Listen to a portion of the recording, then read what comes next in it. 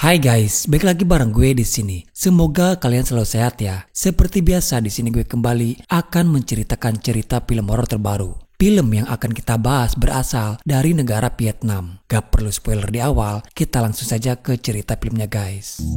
Pada tahun 1992, seorang nelayan mendapatkan ikan besar dari dalam laut. Namun tak diduga apa yang dia dapatkan adalah putri duyung yang sedang hamil. Konon katanya putri duyung itu diperkaos oleh manusia hingga tewas. Sejak saat itu, sebagian besar penduduk desa dikutuk dan mati. Penduduk desa yang tersisa membangunkan sebuah kuil dan menguburkan mayat putri duyung itu di sana. Kejadian tersebut berada di sebuah pulau di pesisir pantai yang disebut Miao. Lalu penduduk desa meninggalkan pulau tersebut hingga tidak ada satu orang pun yang tinggal di sana. Setelah beberapa lama, datanglah segerombolan orang-orang yang entah dari mana asalnya. Mereka datang ke pulau itu untuk tinggal dan menetap di sana. Soy, seorang gadis desa, menemukan belahan jiwanya di sana, dan singkat cerita, mereka pun menikah. Suatu ketika, tragedi mengerikan terjadi. Ternyata suaminya Soy menjalankan ritual-ritual terlarang. Beberapa warga desa ada yang sudah menjadi korban dari ritual tersebut. Tak hanya kepada orang lain, bahkan Soy yang adalah istrinya sendiri malah yang akan dijadikan tumbal oleh suaminya. Untung saja ayah Soy berhasil mencegahnya, dan dari pertikaian itu suaminya pun harus tewas terbunuh. Pada saat itu Soy sedang hamil dan tibalah waktu di mana dia akan melahirkan. Soy hanya dibantu oleh sang ayah dalam persalinan tersebut. Di tengah malam diiringi hujan badai menggelegar. Malam itu Soy melahirkan 2 bayi secara berturut-turut. Namun salah satu bayi ada yang mempunyai sebuah tanda yang sama persis dimiliki suaminya Soy. Sang ayah tidak mau mempunyai cucu yang mempunyai tanda seperti suaminya Soy. Dia malah yang akan membuang bayi tersebut. Namun Soy mencegahnya dan dia berkata akan merawat semua anak-anaknya. Beberapa tahun kemudian anak-anaknya pun yang kini sudah tumbuh besar. Tak diduga ternyata Soy menyimpan buku peninggalan suaminya, di mana itu adalah sebuah buku mantra-mantra, tata cara ritual yang pernah dulu dilakukan suaminya. Tak bisa dipungkiri Soy begitu sangat mencintai suaminya. Sejahat apapun suaminya, tapi Soy masih berharap dan rindu ingin bertemu kembali dengan suaminya. Mantra-mantra itu mengajarkan Soy bagaimana cara memanggil arwah orang yang sudah mati. Diam-diam Soy mulai mempelajarinya. Dari petunjuk buku, Soy diarahkan ke sebuah kuil yang sudah terbengkalai. Di sana terlihat ada sebuah rangka tulang belulang seekor ikan yang besar. Soy tidak tahu kalau itu adalah tempat mayat putri duyung dikubur. Putri duyung yang telah mengutuk orang-orang yang ada di desa waktu dulu. Di sana Soy menemukan adanya sebuah kuburan kosong. Lalu dia pun melakukan ritual yang disebut ritual kumantong. Ritual memanggil arwah orang yang sudah mati, namun dengan syarat harus menembalkan seseorang. Dengan terang-terangan Soy melakukan ritual tersebut di depan anak-anaknya. Malah dia sengaja mengajak kedua anaknya itu untuk membantunya. Soy ingin perlihatkan kepada Tan dan Kim wajah ayah mereka. Namun hanya Tan yang berani mendekati ibunya, sedangkan Kim hanya melihat dari kejauhan.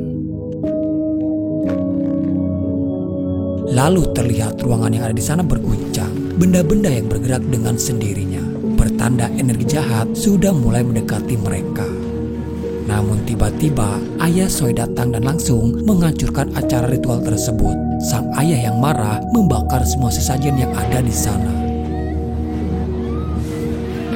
Tapi semuanya sudah terlambat. Roh jahat itu kini merasuki ke dalam tubuh Soy, dan kini malah dia yang menyerang balik kepada ayahnya. Di saat bersamaan, kekacauan pun juga terjadi. Tiba-tiba semua orang yang ada di sana kerasukan dan menyerang satu sama lain. Malam yang sangat mengerikan, di mana banyak korban yang berjatuhan. Lalu cerita berpindah 20 tahun kemudian. Saat itu Lin dimimpikan saat kejadian yang pernah dia alami, di mana Lin digigit kakinya oleh Hui saat mereka berenang di sebuah pantai. Dari kejadian dia yang digigit oleh Hui berakibat Lin yang kini mengalami cedera di kakinya. Di rumah itu Lin tinggal berdua bersama adiknya yaitu Kim. Loh, bukannya Kim kakak beradik dengan Tan? Oke, jadi gini guys. Setelah kejadian mengerikan di desa itu, Tan dan Kim masih berhasil selamat, namun mereka terpisah. Kim ditemukan oleh seseorang di atas perahu sendirian, dan seseorang itu adalah ayahnya Lin. Ayahnya Lin mengadopsi Kim, jadi sebenarnya Kim ini adalah adik angkatnya Lin. Namun sayangnya ayah Lin telah meninggal dunia karena sebuah insiden. Walaupun Kim hanya adik angkat, tapi Lin sudah menganggap dia seperti saudara-saudara. Begitu juga Kim, dia sangat menyayangi Lin. Bahkan selama dia cedera, Kim lah yang merawat dan menjaga Lin. Setelah sekian lama Lin tak pernah liburan keluar rumah, Kim mempunyai ide mengajak Lin untuk liburan ke sebuah pantai. Kebetulan, minggu depan adalah hari ulang tahun Lin. Terus terang Lin masih terbayang-bayang kejadian pada 3 tahun yang lalu, di mana dari kejadian itu Hui meninggal. Sampai pada saat ini, Lin masih trauma dengan yang namanya air. Tapi Kim berjanji akan membantu Lin melupakan kejadian di masa lalu. Dan akhirnya Lin pun setuju dengan idenya Kim dan mengiyakan rencana tersebut. Singkat cerita, mereka pun pergi bersama dengan teman-teman lainnya. Di sana ada Tam. Tam adalah kekasihnya Lin, Ha, Chuong, dan juga Long. Sebelum berangkat, Lin lupa kalau topinya ketinggalan di dalam kamar. Dia meminta kepada Kim untuk mengambilkannya. Kala itu Tama juga ikut masuk ke dalam rumah karena dia ingin ke kamar mandi. Namun tak diduga, ternyata antara Tama dan Kim sama-sama saling suka. Mereka berdua menjalin hubungan di belakang Lin. Sebenarnya bukan berhubungan, tapi lebih kepada teman tapi mesra. Perjalanan menuju ke tempat tujuan dengan menaiki sebuah perahu. Mereka akan liburan ke sebuah pulau terpencil, yang katanya pulau tersebut jarang banyak orang yang tahu. Lebih dari itu, pulau ini adalah pulau terindah di antara pulau-pulau lainnya. Mereka berencana akan camping di sana untuk 1 malam dan meminta kepada kapten kapal untuk menjemput mereka lagi di keesokan harinya. Saat semuanya turun, lagi-lagi Lin masih saja teringat kepada kejadian di masa lalu ketika Hui yang berubah menjadi aneh, hingga mereka pun harus memapah Lin untuk menuju ke darat. Sementara Chuong bersama Ha sibuk membuat video vlog seperti menemukan harta karun. Chuong dan Ha begitu semangat untuk mengekspor pulau tersebut lebih dalam lagi.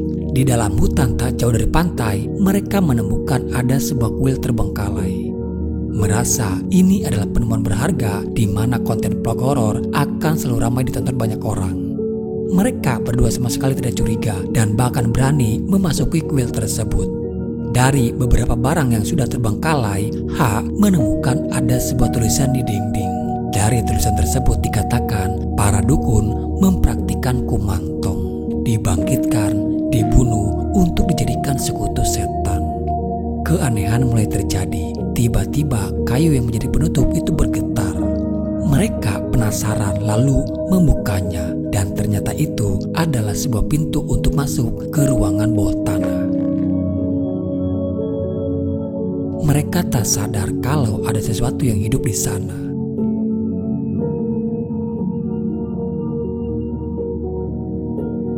Perayaan ulang tahun Lin pun dirayakan bersama. Kim memberikan sebuah hadiah yang spesial, sebuah alat yang bisa membantu Lin untuk bisa berjalan tanpa harus menggunakan tongkat. Suasana haru bahagia terpancar dari wajah mereka berdua.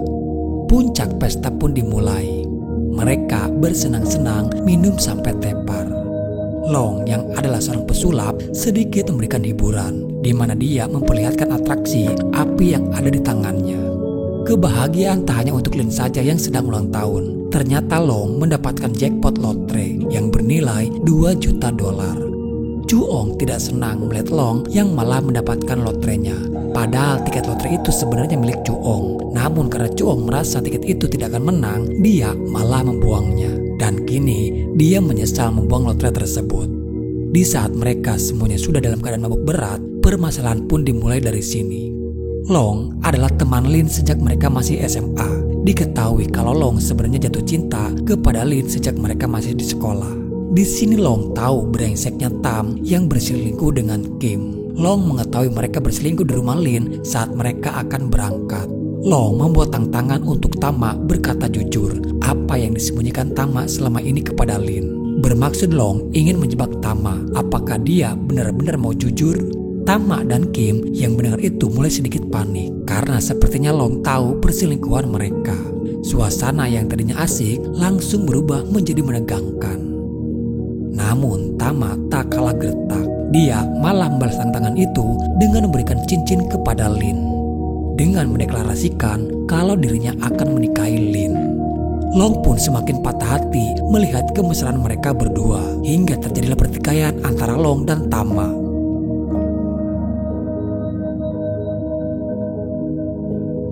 Beberapa saat kemudian, di saat kondisinya sudah mulai reda, Long meminta berbicara empat mata dengan Lin.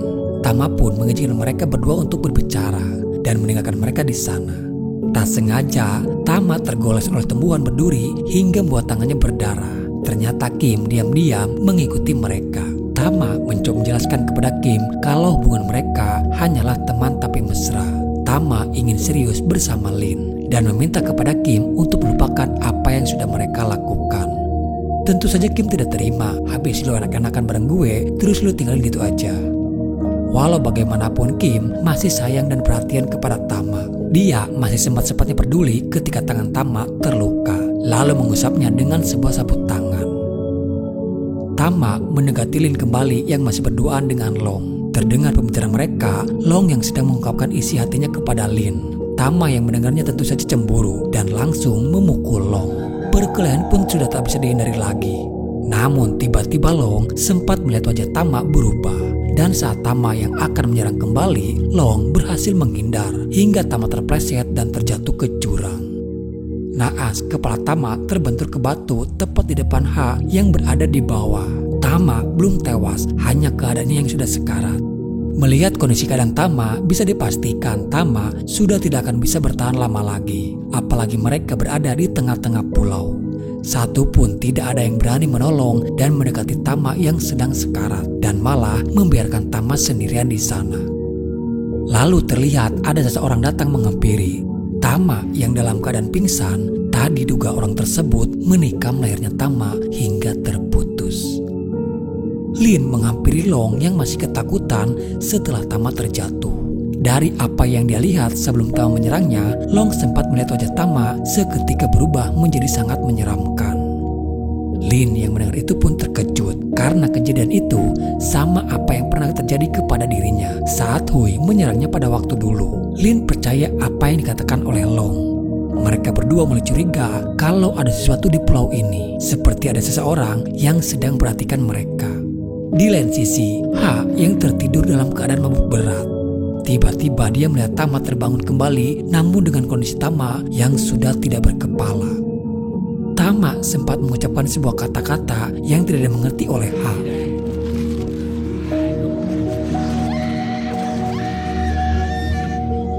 Tak lama mereka pun semuanya kembali. Mereka dikejutkan dengan kondisi Tama yang kini sudah tak berkepala. Sementara H yang hanya terdiam saja. Lalu dia berkata kepada mereka kalau dia tadi melihat Tama hidup kembali walaupun tubuhnya sudah tidak berkepala. H merasakan kalau pulau ini sudah dikutuk karena apa yang tadi diucapkan oleh Tama sama persis dengan tulisan yang ada di kuil. H baru sadar kalau itu adalah sebuah mantra-mantra. H juga tahu dari tulisan itu soal sejarah kelam yang pernah terjadi di pulau ini, di mana dulu ada putri duyung yang diperkaos hingga tewas. Lalu ada satu keluarga mencoba melakukan ritual kumantong kembali dengan mengorbankan nyawa manusia. Namun tiba-tiba Kim yang mendengar cerita H langsung memotong pembicaraannya. Dengan keras, Kim mengatakan kalau semuanya itu hanyalah tahayul. Cuong sependapat dengan Kim kalau semuanya hanyalah cerita tahayul. Justru dari kejadian itu, Cuong malah memanfaatkan kondisi keadaan. Cuong mengancam kepada Long akan melaporkan kejadian itu kepada polisi dan menuduh Long yang telah membunuh Tama dengan alasan Long cemburu karena hubungan Tama bersama Lin. Sedikit terjadi perdebatan karena Long sama sekali tidak tahu dari tadi dia bersama dengan Lin. Namun Cuong akan tutup mulut kalau Long membagi rata hasil roti itu ke semua orang yang ada di sana. Tak habis pikir dalam kondisi seperti itu, Cuong masih saja berpikiran untuk mendapatkan keuntungan. Cuong masih mengejar Long untuk merebut kembali tiket lotrenya. Sementara di lain sisi, Lin bersama dengan Kim. Dari kematian Tama, justru di sini mereka malah saling bertengkar. Kim akhirnya berkata jujur soal dia sebenarnya ada hubungan dengan Tama. Sebelum dengan Lin, Tama dulunya pernah dekat dengan Kim. Namun setelah bertemu dengan Lin, Tama berpindah ke lain hati dan lebih memilih untuk bersama Lin. Di sini Kim mengungkapkan unek-uneknya kepada Lin. Kim sebenarnya masih marah atas kematian Hui yang tewas karena dibunuh oleh Lin. Hui sendiri adalah kekasihnya Kim. Dari perdebatan itu, tiba-tiba Lin mual dan muntah-muntah. Kim baru tahu kalau ternyata Lin sedang hamil muda anaknya Tama. Kim masih peduli dan memberikan sapu tangan kepada Lin. Namun saat Lin melihat sapu tangan itu, Lin terkejut dan curiga kepada Kim. Karena Lin tahu sapu tangan itu berasal dari dalam sebuah buku yang dia temukan di tempat tersembunyi yang ada di rumah mereka. Kala itu Lin tidak berpikiran kalau buku tersebut adalah kepunyaan Kim. Lin hanya berpikiran mungkin buku itu adalah peninggalan mendiang ayahnya yang dia tidak tahu. Dan sekarang sapu tangan itu kini ada bersama Kim. Karena merasa Lin sudah tahu, akhirnya Kim pun berterus terang apa yang selama ini dia sembunyikan dan sudah dia rencanakan. Kematian Hui dan Tama adalah bagian dari rencananya. Sapu tangan itu adalah sapu tangan sihir. Jika sapu tangannya mengenai darah seseorang, maka orang tersebut akan berubah seperti orang kesurupan dan menyerang siapa saja yang ada di hadapannya. Hingga akhirnya Hui berubah dan menyerang Lin. Lin yang melawan tak sengaja malah membunuh Hui dengan senjata panah.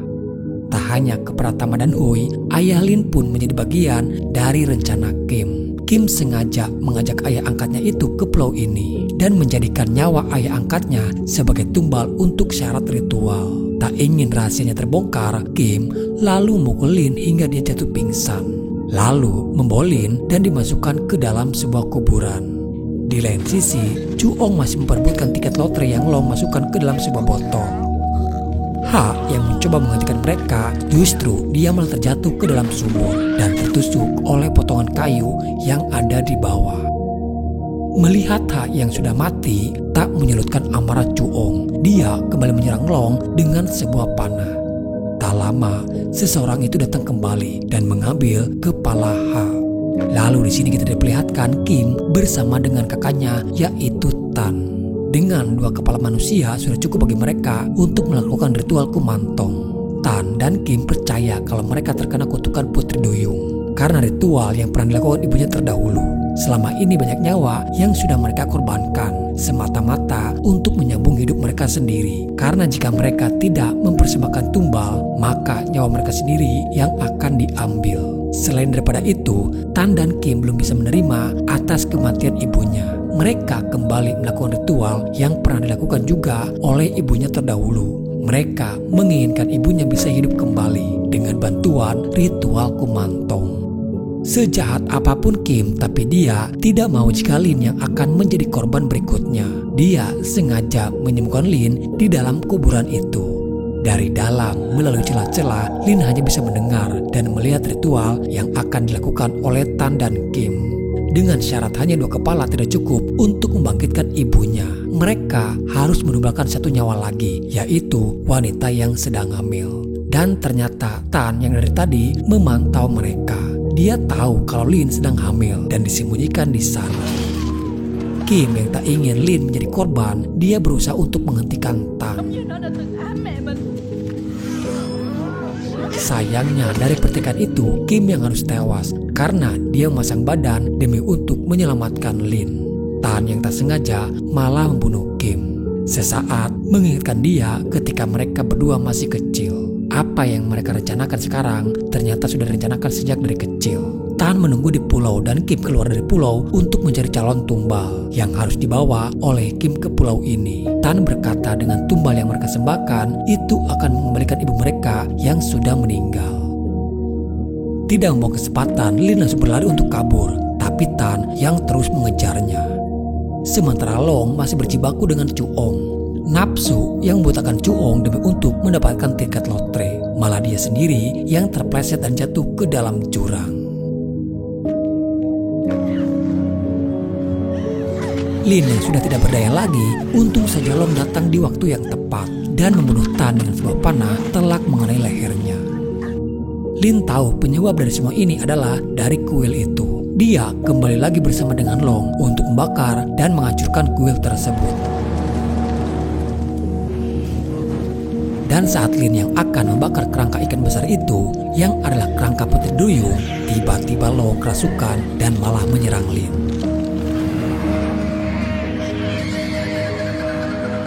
Tapi untung saja Lin masih bisa bertahan dan melawan, hingga dia pun berhasil membakar kerangka tulang ikan itu. Kini yang tersisa tinggal hanya mereka berdua. Dan tak lama kemudian kapten kapal kembali untuk menjemput mereka. Lalu di sini akhirnya film pun selesai. Beberapa waktu kemudian pulau itu kini disebut Pulau Jackpot. Dari tragedi di pulau itu anehnya tidak banyak orang yang tahu. Mereka yang selamat dari kejadian di pulau itu seperti dibuat lupa. Hingga banyak orang yang datang kembali. Mereka tidak tahu ada yang mengerikan di pulau tersebut. Dan terlihat juga ada wanita hamil yang sedang liburan. Apakah tragedi itu akan terulang kembali? Yang mana saya tahu.